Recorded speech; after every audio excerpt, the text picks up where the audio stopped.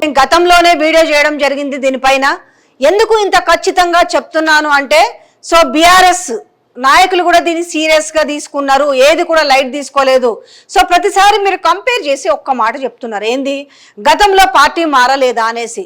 మీకు ఒక క్లారిటీ ఇవ్వదలుచుకున్నా, గతంలో పార్టీ మారిన దానికి ఇప్పటికి చాలా తేడా ఉంది. ఏదైనా కూడా పార్టీ ఫిరాయింపులని తప్పే, కాకపోతే రాజ్యాంగంలోని ఒక క్లాజ్ ప్రకారము 2/3 మెజార్టీని కలిస్తే ఒకేసారి పార్టీలోకి వస్తే విలీనం చేసే ప్రక్రియ ఉంది. బట్ అలాంటి చట్టాలు కూడా ఉండొద్దు అనేది మనం ఖండిద్దాము. అది ఏ పార్టీ ప్రోత్సహించినా కూడా అది ప్రజల్ని అవమానించినట్టే. ఎందుకంటే ఒక పార్టీ మారిన ఒక సింబల్ మీద బీఫామ్ తీసుకొని ఆ పార్టీ గుర్తు పైన గెలిచి ఆ పార్టీ గెలవకుంటే ఇంకొక దానికి అధికార పార్టీలోకి పోయి వీళ్ళు విలీనం చేస్తున్న ప్రక్రియ అనేది చాలా తప్పే. ఇంకొకటి, ఇప్పుడు విడివిడిగా పార్టీ మారిన వాళ్ళ పరిస్థితి ఏంది? ఈరోజు ఆల్రెడీ కాంగ్రెస్ పార్టీలో ఎవరైతే బీఆర్ఎస్ ఎమ్మెల్యేలు చేరిరో వాళ్ళకు ఒక భయం అయితే మొదలైంది. సో ఎందుకంటే వీళ్ళు ఢిల్లీలో న్యాయ పోరాటం చేసడానికి బయలుదేరినరు. బీఆర్ఎస్ లీడర్లు ఎవరెవరైతే ఉన్నారో ఇటు రాజ్యాంగ నిపుణులతో మాట్లాడి ఎట్లా తీసుకోవచ్చు చర్యలు, హైకోర్టు నుంచి హైకోర్టు కనుక నిర్ణయం తీసుకోకపోతే డెఫినెట్గా సుప్రీంకోర్టులో వీళ్ళ పైన అనర్హత వేటు వేపించాలి అనేది చాలా వాళ్ళు ఒక కంకణం పట్టుకొని ఉన్నారు. ఇక పార్టీ బీఆర్ఎస్ ప్రయత్నాలు ముమ్మరం చేసింది. మీరు కింద పిక్స్ కూడా చూడొచ్చు, మనం లైవ్లో ఎవరెవరు ఎట్లా మారినరు వాళ్ళ ముఖాలు చూడొచ్చు. దాని తర్వాత పార్టీ మారిన తర్వాత వాళ్ళు ఏమేమి మాట్లాడాలో చూడొచ్చు. ఇక మొన్న మాట్లాడిన దానం నాగేందర్ అంటే తెలంగాణ ప్రజలు తల దించుకోవాలా లేకపోతే తలెత్తి మొహానింత ఉమ్మేయాల కూడా అర్థం కాని పరిస్థితులు ఆయన మాట్లాడిన మాటలు చూస్తుంటే, ప్లీజ్ బయట పక్కన పెడితే మీకు కనీసం అసెంబ్లీలో ఎట్లా మాట్లాడాలో తెలియదా అనే పరిస్థితికి ఎదురొచ్చింది. ఎట్లా మాట్లాడదో తెలవడం కాదు, అహంకారం ఎక్కువ అని చెప్పాలి. మేము ఇన్నిసార్లు గెలిచినాం, మేము ఏం చేసినా చెల్తుందనే ఒక ప్రక్రియ కదా ఈ రోజు ఇంత నడుస్తుంది తెలంగాణలో. తెలంగాణ ప్రజలకు ఈ పాటికైనా అర్థం అయ్యి ఉండాలని నేను అనుకుంటున్నా. ఇంత ఘోరంగా మాట్లాడుతుంటే అంటే ప్రజలు ఇక చూస్తూ ఊరుకుంటారు. మీరు ఎట్లా ఏ ఆట ఆడినా కూడా చెల్తుంది అనుకుంటున్నారా? నిజంగానే అనర్హత వేటు మొత్తం మీద కాకపోయినా ముందు ముగ్గురు మీద పడినా కూడా ఎవరైతే ముందుగా ఫస్ట్ దానం నాగేందర్, దానందైతే మరీ బహిర్గతమే. పార్టీ మారడమే కాకుండా ఆయన జస్ట్ బీఆర్ఎస్కి రాజీనామా చేసి మరి అదే ఎమ్మెల్యే పదవికి రాజీనామా చేసి ఉంటే మంచిగుండేది. లేదు, ఎమ్మెల్యే పదవికి రాజీనామా చేయకుండా కాంగ్రెస్ పార్టీలో చేరి ఎంపీ అభ్యర్థిగా బీఫామ్ తీసుకొని ఎలక్షన్ కమిషన్కి ఇచ్చి బాజాబ్తా ఇంకా కూడా అనర్హత వేటు పడకపోతే సుప్రీంకోర్టుకు అత్యున్నత న్యాయస్థానం మీద రేపు ఎవరికి నమ్మకం ఉంటుంది? ఆ అత్యున్నత న్యాయస్థానమే చెప్పింది పార్టీ ఫిరాయింపుల గురించి చాలా సీరియస్గా. ఇన్నాళ్ళు ఒక ఆట జరిగింది, ఎందుకంటే ప్రతి విషయం కూడా స్పీకర్ పరిధిలోనే ఉండేది. స్పీకర్ అనర్హత వేటు వెయ్యాలా వద్దా అనేసి. సో ఈరోజు ఆ స్పీకర్ మీద నమ్మకం లేదు కాబట్టి స్పీకర్ చేతిలో కూడా 3 నెలల వరకే ఉంటుంది. ఆ 3వ నెల దాటింది అంటే అది న్యాయస్థానం చేతిలో ఉంటుంది అనేసి సుప్రీంకోర్టు చాలా స్పష్టంగా చెప్పింది. సో ఈ నేపథ్యంలో ఒక విధంగా ఎవరైతే పార్టీ మారిరో ఆ ఎమ్మెల్యేలందరూ కూడా ఒక విధంగా తెలంగాణ ప్రజలు అంటారు వాళ్ళంతా కూడా బక్రాలే అనేసి. ఆ రోజు మమ్మల్ని ఏదో కూలుస్తారు, నా సీట్ ఏదో కూలిపోతుందని రండి నయాన్నో భయాన్నో బెదిరించో బామాలో బతిమిలాడో కడుపులో తలకాయ పెట్టిండో కాలే పట్టుకుండో మన ముఖ్యమంత్రి, కానీ వచ్చిన వాళ్ళకు వచ్చినట్టు కండవ కప్పిండు. కానీ ఏమనుకున్నారు వీళ్ళు కూడా మారేటోళ్ళకి అందరికీ కూడా, అంటే వీళ్ళకి ఏమాత్రం బుర్ర లేదా అనుకోవచ్చు, బుర్ర ఉంటుంది. ఏమనుకుంటారు, మా ముఖ్యమంత్రి కాపాడుతాడు కదా మమ్మల్ని, ఏమైతే చూద్దాం. ఇదంతా కూడా కోట్ల తేలేసరికి 5 ఏళ్ళు పడుతుంది. ఈ 5 ఏళ్ళలో రాముడెవడో రంగడెవడో అన్నట్టుగా చల్తా కొట్టుకుపోతుంది. అందులో స్పీకర్ మనోడే కదా, స్పీకర్ ఎట్లాగో అనర్హత వేటు వేయరు, కోర్టు కోతి ఇది లాగి అంటే గతంలో ఇదే జరిగింది కదా అనేది వాళ్ళ మైండ్లో కూడా తొలుస్తూ ఉంటుంది. కానీ మిగతా రాష్ట్రాల్లో పరిస్థితి చూస్తుంటే మొన్న ఢిల్లీలో చూసినాం. ఇదే నేను దాదాపుగా ఈ ఒక ఎమ్మెల్యేకి సంబంధించి నేను 4-5 వీడియోల్లో కూడా నేను ఉచ్చరించడం జరిగింది.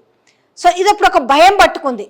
ఎప్పుడైతే మన బండ్ల కృష్ణమోహన్ రెడ్డి గద్వాల ఎమ్మెల్యే ఉండి నేను ఇక కేటీఆర్ తోటే కొనసాగుతాను, నేను బీఆర్ఎస్ పార్టీతోనే కొనసాగుతాను అన్నప్పటి నుంచి వీళ్ళకి ఇంకింత భయం పట్టుకుంది ఎమ్మెల్యేలకు.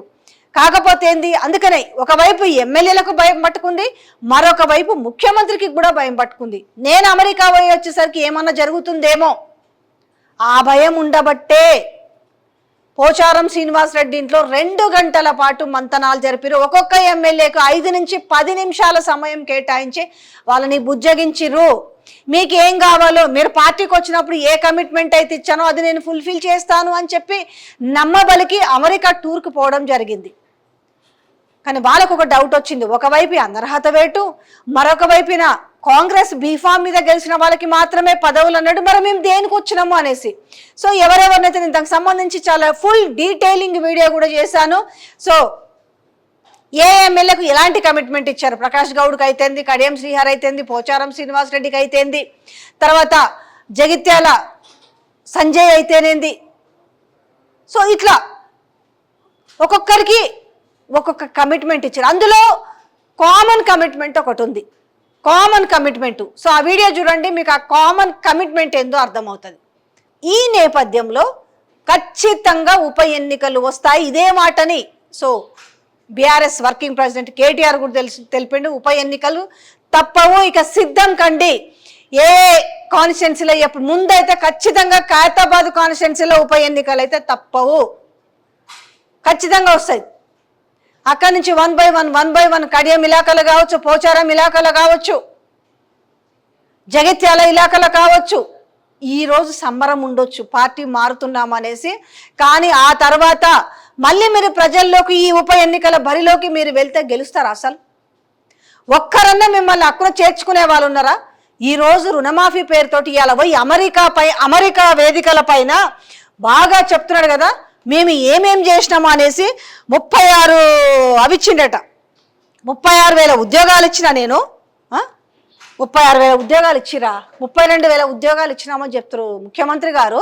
మళ్ళీ మిమ్మల్ని ఏమని అంటే ఏమంటున్నారు, మళ్ళీ సోషల్ మీడియాకు ఒక నియంత్రణ తీసుకొస్తామని చెప్తున్నారు. ఎందుకంటే మీరు చెప్తున్న అబద్ధాలని మాలాంటి వాళ్ళు నిజాలు చేసి చూపిస్తుంటారు కదా. ఎవరైనా వీళ్ళు చెప్తుందంతా కూడా పచ్చి అబద్ధము, వీళ్ళు చేసింది గిది, వీళ్ళు చెప్తున్నారు గిది అని చెప్తాం కదా.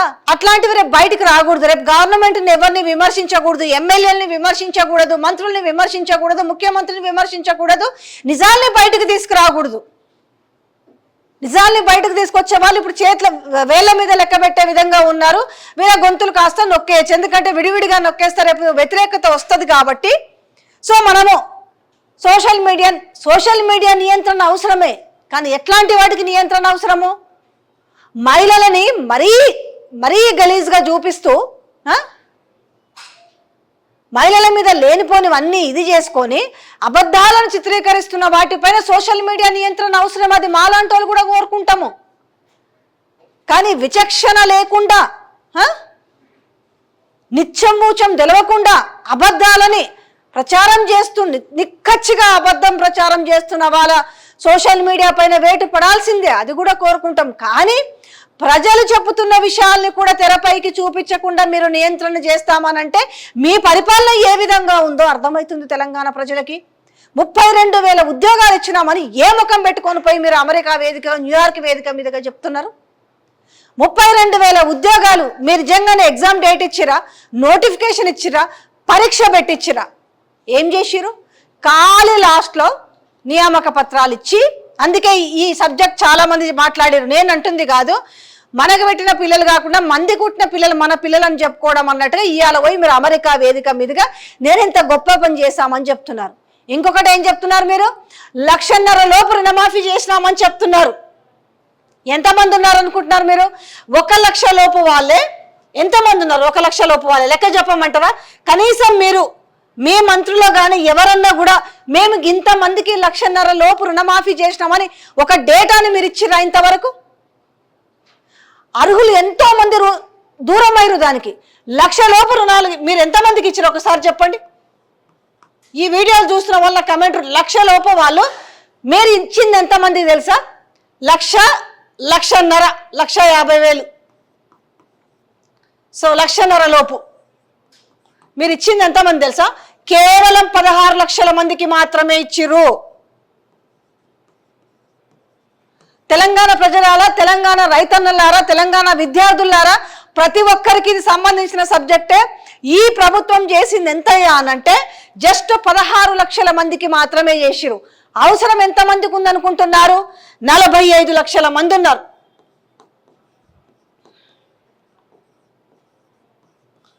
45 లక్షల మందికి కానీ ఇచ్చింది లక్షలు, 1 లక్ష, 1.5 వరకు చేసిరు. మీరు ఓవరాల్గా చేసిందంటే 16 లక్షల మందికి. అవసరం ఉన్న అర్హులు ఎంతమంది ఉన్నారయ్యా అంటే 45 లక్షల మంది ఉన్నారు. కానీ ఇలా మీరు పోయి ఏం చెప్తున్నారు?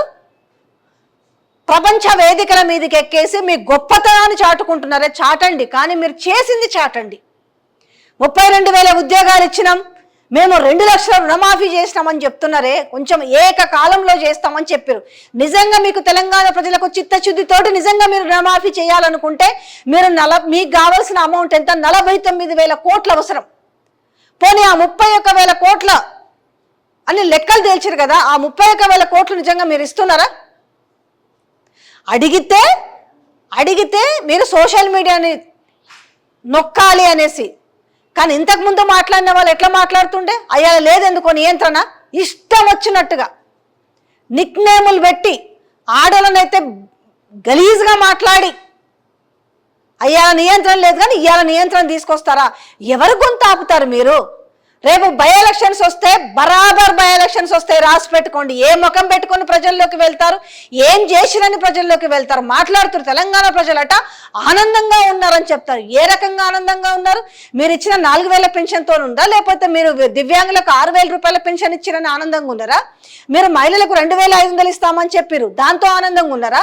అమ్మాయిలకు స్కూటీలు ఇస్తామని చెప్పారు, దాంతో ఆనందంగా ఉన్నారా? కళ్యాణ లక్ష్మి తులం బంగారం ఇస్తానని చెప్పారు, దాంతో ఆనందంగా ఉన్నారా? నిరుద్యోగ భృతి ఇస్తామని చెప్పారు, దాంతో ఆనందంగా ఉన్నారా?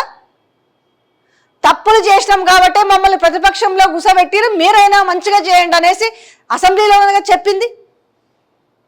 ఏమనంటే మీరు మళ్ళీ మీకు పొద్దున్న లేస్తే గడవదు. కేటీఆర్, కేసీఆర్, హరీష్, బీఆర్ఎస్ తప్పితే ఈ పాట పాడడం తప్పితే తెలంగాణ ప్రజలకు చేసిందేంది?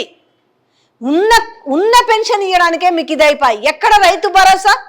రైతు బంధు నిధులు ఖరీఫ్లో ఇవ్వాల్సింది, రైతు బంధు నిధులను తీసుకెళ్లి మీరు అరాకొరగా 16 లక్షల మందికి మీరు ఏమిచ్చారు అనంటే రుణమాఫీ చేశారు. మళ్ళీ దీనికి సంబంధించి ప్రశ్నిస్తే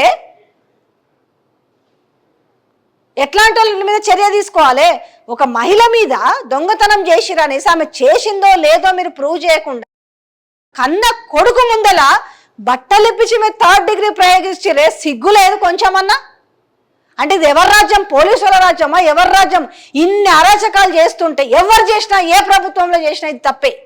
ఎందుకంటే నేను మాట్లాడుతుంటే అంటే మళ్ళీ పాత ప్రభుత్వం పేరెత్తుతారు.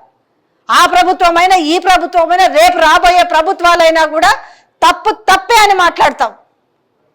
కన్న కొడుకు ముందల ఏం ఆ పోలీసులకు అన్న లేరా, చెల్లెలు లేరా, తల్లి లేదా, తనకో బిడ్డ లేదా, తనకో భార్య లేదా?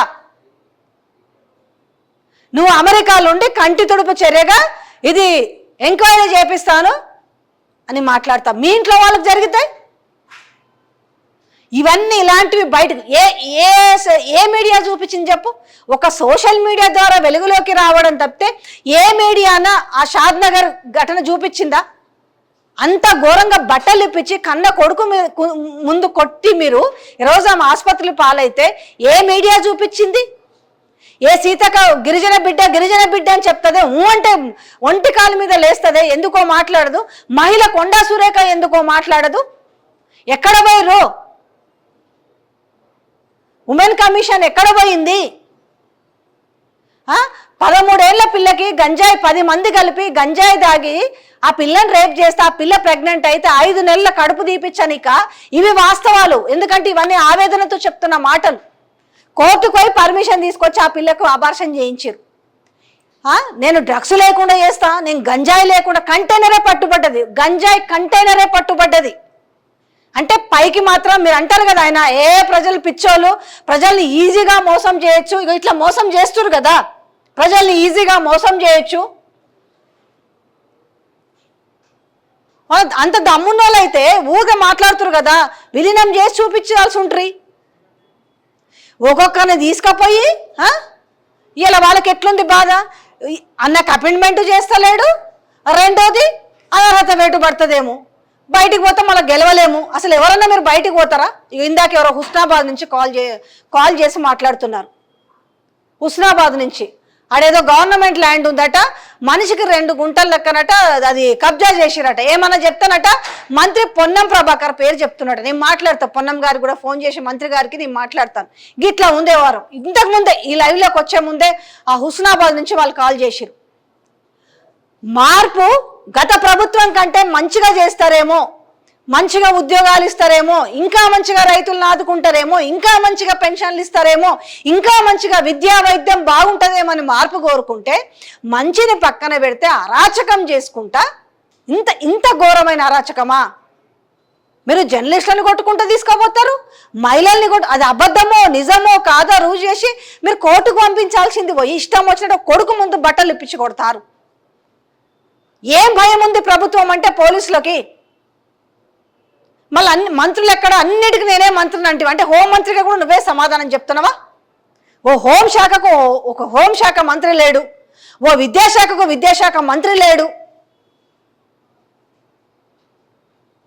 ఇంత అరాచకం చేసుకుంటా ఉండుకుంటా మళ్ళీ ప్రతోళ్ళు మాట్లాడుతుంటారు, ఇంత నోర్లేసుకొని మాట్లాడుతుంటారు. అప్పుడు ఇట్లా కాలేదా, ఇప్పుడు ఇట్లా కాలే అంటే అప్పుడు అట్లయిందని ఇప్పుడు ఇట్లా చేస్తారా? అప్పుడు చేసిందే తప్పని చెప్తున్నాం. ఏ పరిస్థితిలో ఎవరినయ్యా మీరు 3rd డిగ్రీలు ప్రయోగించేది? అమాయకుల మీదనా? ఒక్కరు ఉన్నోళ్ళ పిల్లల మీద ఎప్పుడైనా చేసిరా? ఎమ్మెల్యేల పిల్లలు కానీ, లేకపోతే కార్పొరేటర్ పిల్లలు కానీ, లేకపోతే మంత్రుల పిల్లలు కానీ, ఎంపీల పిల్లలు కానీ, లేదంటే వారి భార్యల ఎవరి మీదన్నా మీరు ఎప్పుడన్నా 3rd డిగ్రీ ప్రయోగించిరా? ఆ కాలం నుంచి నాకు తెలిసినప్పటి నుంచి చూసుకుంటే ఇప్పటి వరకు పాపం ఎవరు దినసరి కూలీలు, రోజువారి కూలికి పోయేవాళ్ళు, ఇళ్ళలో పని చేసుకుంటోళ్ళు, ఇదే కదా ఎవరి మీద మీరు చేసేది? మళ్ళీ వాళ్ళు చేయలేదా? మేము అంటే వాళ్ళు చేసారు మేము చేస్తాం అంటే ఈ మధ్యలో ఎవరు బలి కావాలి? వాళ్ళ కోసం మీకోసం మధ్యలో బలవాల్సింది ఎవరు? సామాన్య ప్రజలు బలి కావాలా? తెలంగాణ ప్రజలారా ఒక్కసారి మీరు కళ్ళు తెరిచి చూడండి. షాద్నగర్లో జరిగిన ఆమె మహిళకు జరిగిన అట్లాంటి పరిస్థితి ఒక్కసారి ఊహించుకోండి.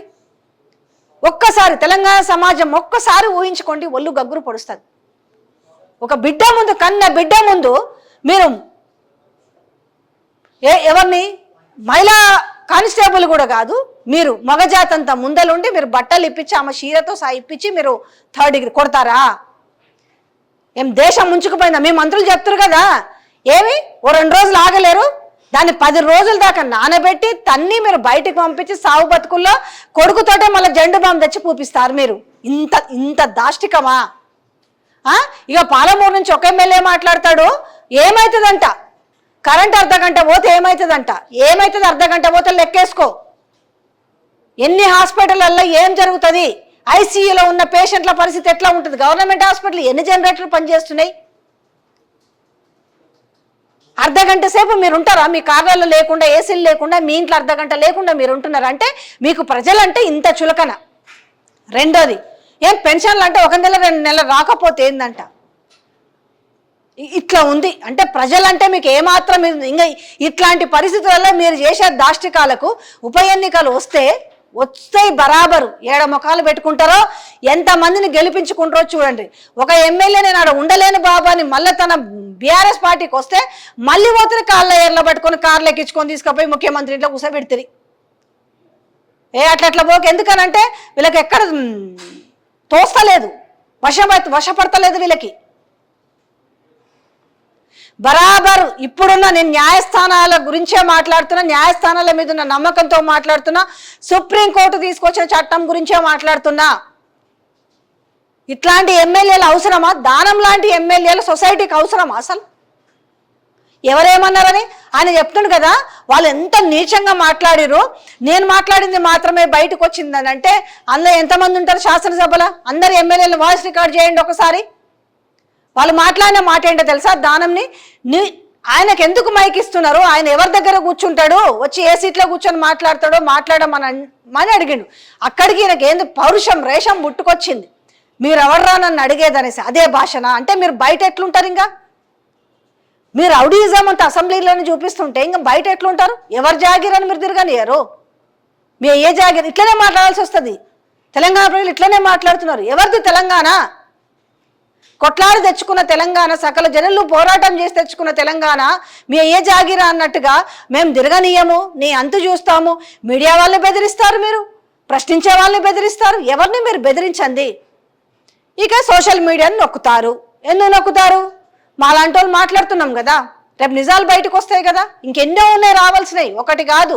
మీ భూ కబ్జాలు అయితేనేంది, మీరు చేసే అరాచకాలు అయితేంది, ఎన్ని ఉన్నాయి. ఇవన్నీ రేపు బయటకు వస్తే ఏమవుతుంది? 5 ఏళ్ళు కాదు కదా, ఓ సంవత్సరంలోనే కుప్పగూలుతుంది. ఎవరు కుప్పగూల్చారు? ప్రజలే కుప్పగూలుస్తారు ఈ రకంగా ఉంటే.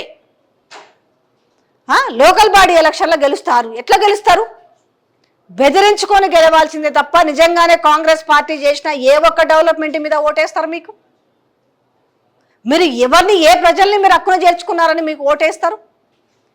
ఇడా మీకు ఇంతమంది ఉంటే మీకు 16 లక్షల మందికి మీరు ఇచ్చి 45 లక్షల మందికి మీరు చేయాల్సింది.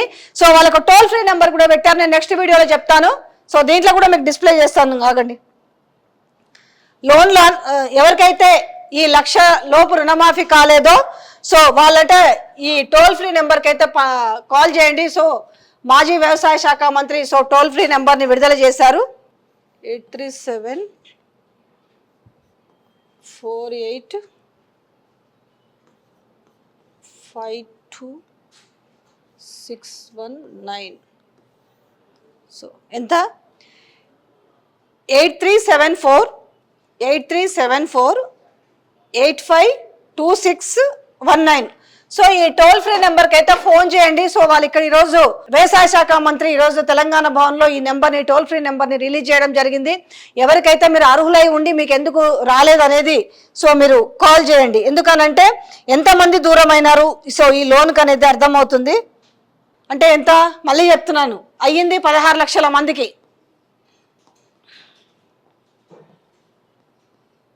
సో మొత్తం కావాల్సింది దాదాపుగా 45 లక్షల మంది.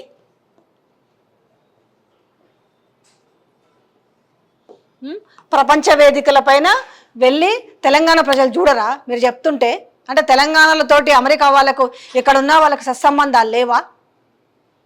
32,000 ఉద్యోగాలు ఎవరిచ్చిరు? ఇచ్చిరు. మీరు ఏమిచ్చిరు? ఏమిచ్చారు తెలుసా? బిడ్డ ఎవరో హాస్పిటల్కి బిడ్డని అంతే మొత్తం 9 నెలలు మోసిన తర్వాత, అష్ట కష్టాలు పడ్డ తర్వాత, డెలివరీ అయిన తర్వాత ఆ బిడ్డని హాస్పిటల్లో నుంచి బయటకు ఎత్తుకొచ్చినట్టుగా చెప్తున్నారు మీరు. అంటే ఇట్లా చెప్తే కానీ తెలంగాణ ప్రజలకు అర్థం కాదని చెప్తున్నా. ఓ దిక్కు నిరుద్యోగ జాబ్ క్యాలెండర్ ఆడిపోయి మేము జాబ్ క్యాలెండర్ విడుదల చేసినామని చెప్తున్నారు. జాబ్ క్యాలెండర్ ఎట్లుంటుంది అనేది అమెరికాలో చదువుకున్న వాళ్ళకి అర్థం కాదు.